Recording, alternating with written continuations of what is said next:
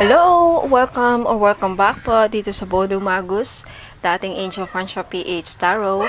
Ayan, Gemini, Sun, Moon, Rising, and Venus placements. And of course, sa ating mga cross-watchers, maraming salamat sa pagbabalik, sa patuloy na pagtangkilik dito sa YouTube channel.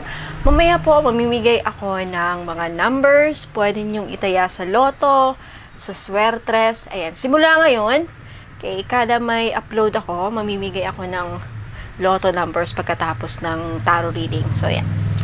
Ilagay ko lang dito para, ano yun?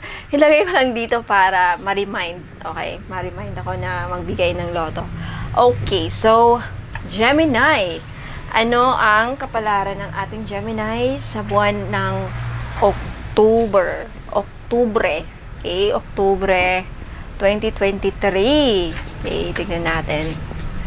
Spirit guides and angels, ano ang kapalaran ng ating Gemini and cross watchers sa Octubre 2023? Gemini, Sun, Moon, Rising, and Venus placements. You have the Hermits. Okay. Alright. Lagay muna natin dyan. Okay, dito na lang. So, sa nakikita ko dito sa Hermit and the Two of Cups, mukhang merong, it's either you or someone in your life, Gemini, mukhang emotionally withdrawn ngayong October sa'yo. Iiwasan ka or ikaw ang umiiwas. Mukhang mananahimik ka. Okay? Mananahimik ka. If hindi naman, sa nakikita ko dito, merong magkakabalikan after ma-realize ng tao na to kung gaano siya kaimportante sa buhay niya. It's either ikaw or yung person mo. Basta merong tao dito na, kasi yung hermit mode, kasi ito yung energy, kumbaga, kung saan, ang dami mong ma-realize, no? Naghahanap ka. Or, it could also mean, yung iba sa inyo, when it comes to love life, makakahanap ka ng partner mo. Makakahanap kayo ng bagong partner this October. Makakatagpo ka ng taong in love sa'yo, or in love ka. Makakatagpo ka ng taong magpapatibok ulit ng puso mo, or makakatagpo ka ng love life. Okay, yung iba sa inyo. Wow, if that's what you want, then it's happening. Claim it. Okay, next, you have the Six of Wands and the Ten of Swords. So, ayan, matatapos na yung mga paghihirap mo this October, Gemini. Claim this if I were you. Parang mabubunutan ka ng tinik with this Ten of Swords. Parang sa wakas, with the Six of Wands, mabubuhayan ka, lalakas ang yung confidence, lalakas ang yung katawan, sisigla with the Six of Wands, and full of victory and achievement. Puno ng achievement and success ang iyong buwan na to. Ang buwan ng Oktubre para sa ating mga Gemini. Wow! And most importantly, okay, pinakamahalaga dito with this Ten of Swords, yan, matatapos na yung mga paghihirap mo. Hindi ka na masyadong mahirapan compared last month. Okay, last month, September. So, ayan. Wow, nice energy. You have the Three of Swords and the Ten of Wands. Ooh, when it comes to love life, mukhang pagod na pagod ka. It's either may ending, pagod na pagod ka, it's either may third party, and pagod na pagod ka nang umiintindi. Okay, ayan o. May dalawang, tapos ikaw yan, parang galit na galit. There's someone here, it's either ikaw tong galit, or may someone galit sa inyo. If ikaw naman, kasi, okay, basahin ko na lang yung energy and just take what resonates in your situation. Sa Three of Swords, may nakikita akong third party, no, dito. And may tao dito, may energy, may person na nagalit na galit. So, watch out. Maybe, and then namin yung anak, no, ang dami niyang mga mice. Pero parang itong person na to, parang galit, yung pusa, galit na galit siya na, ako nag-aalaga ng anak natin, ikaw, kung sino-sino yung tinitignan mo, or meron ka na namang pinag-e-interesan, ganun. So, watch out, because this might be happening. So, some of you might suffer betrayal, might going to, experience betrayal in the month of October. That's why the Ten of Swords. But you will succeed. Okay, next, you have the Two of Pentacles and the Nine of Swords. Okay, huwag magpaka-stress this October kasi mukhang mahihirapan kayo i-balance yung time ninyo and money. So, mag-ingat sa budget. Okay, yan ang advice na nakikita ko dito sa tarot, sa cards na to. Two of Pentacles. Make sure na na-manage nyo yung time ninyo and yung money ninyo na ba-budget ninyo, para hindi ka magkakaroon ng sakit sa ulo. Ayan, nakita mo yung pusa yan, sumasakit yung ulo niya sa kakaisip, paano ko ba i-budget tong pera na to. Okay, so time management. Okay, kailangan also pag-isipang i-organize lahat. Okay, and i-budget niyo yung pera ninyo. Okay, last few cards, you have the Devil and the Death cards. So ayan, this is a good energy because with this Devil card and the Death card, may ending na mangyayari. Okay, may pagtatapos na mangyayari sa third party. Kung sino man yung na-addict na sa yung hindi na na-addict sa, na-obsess sa isang bagay na hindi na tama, hindi na maganda sa relationship, hindi na, because the Devil, this talks about addiction, sugal, or third party, or sexual attraction. Alam mo yung mga taong makate. Okay, so may ending dyan, may end yan. So for some of you, ikakatuwa to sa mga na-involved sa third party, na yung asawa nila nagloloko, yung mga partner nila nagloloko, may may kinakalok, may iba na, yun nga.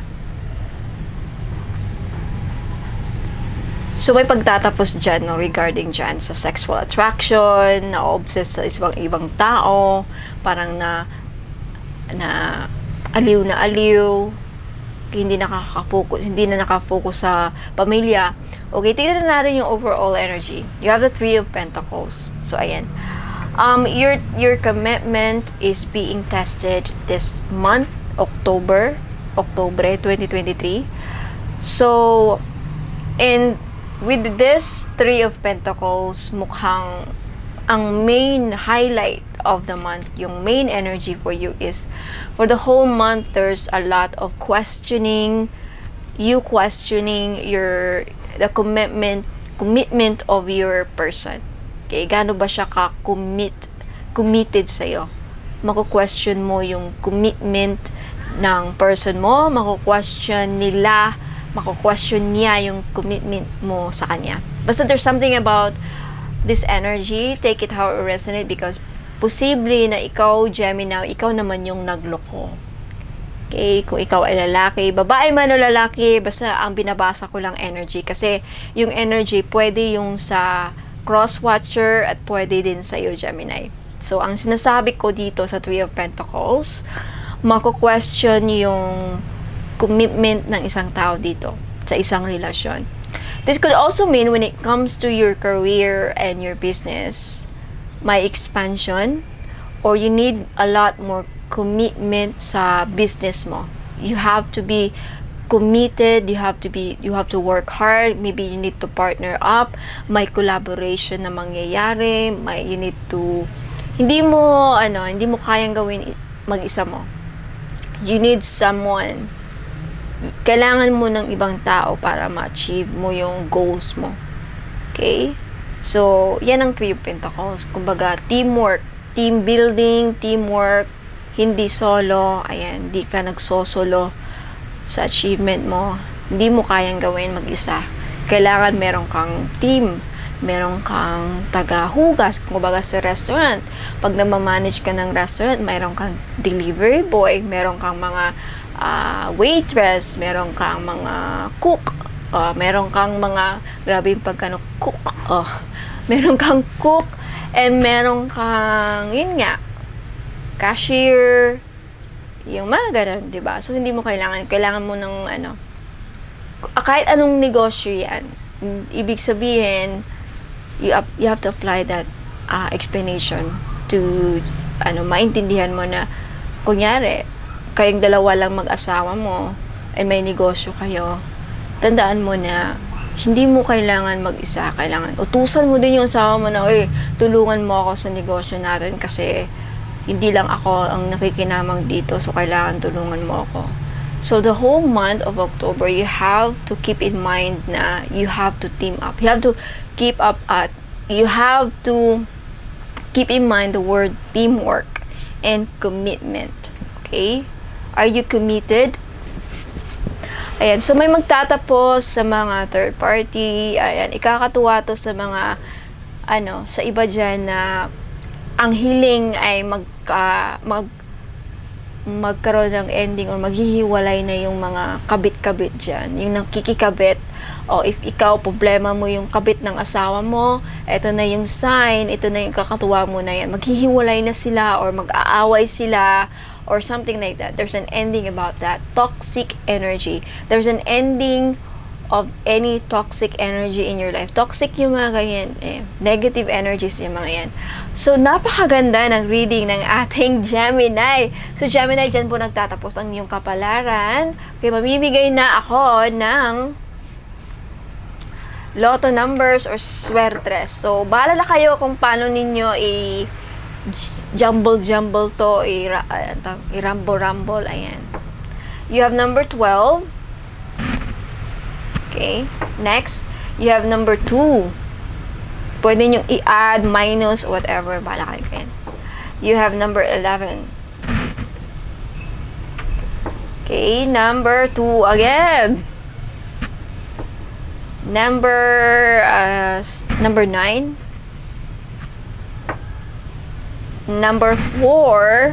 Okay, last number. Sobra na yun Number 7. So, bahala na kayo mag-add, bahala na kayong mag-multiply, whatever, compute, okay, chorba, something like that. Okay, so by the way, sa gusto mong manalo ng private personal reading, just comment down below kung gusto niyo magpa-private personal reading. Mamimili ako sa mga comment, okay, sa mga videos ko kung sino ang mapipili. Okay, sino mananalo. Just comment, like. Don't forget to like this video and subscribe to my channel para manalo ka. Okay? And comment down kung ano yung gustong ipahula, anong problema mo, comment mo na yung talambuhay mo dyan. Okay? Comment na. Alright. Gusto ko lang i-flex yung mga items ko bago ako magpapaalam, bago ako aalis. Okay? Naghanap ng relationship repair chart. This is 550 pesos. Take a screenshot and then message me sa Facebook page, Pono Magos. Okay? So, naghanap ng Justicia. This is Justice Spell Jar. Okay? 550 pesos each then. Okay? Next, sa mga gustong maging successful sa career nila. Okay? This is Career Success Spell Jar. Okay? 550 pesos. Okay?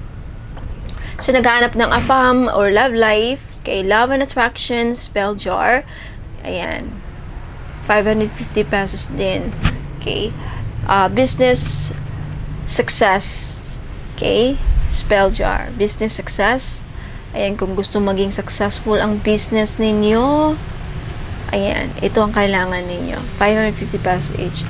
So, naghanap ng protection, panangga sa kulam. You have a lifetime protection necklace.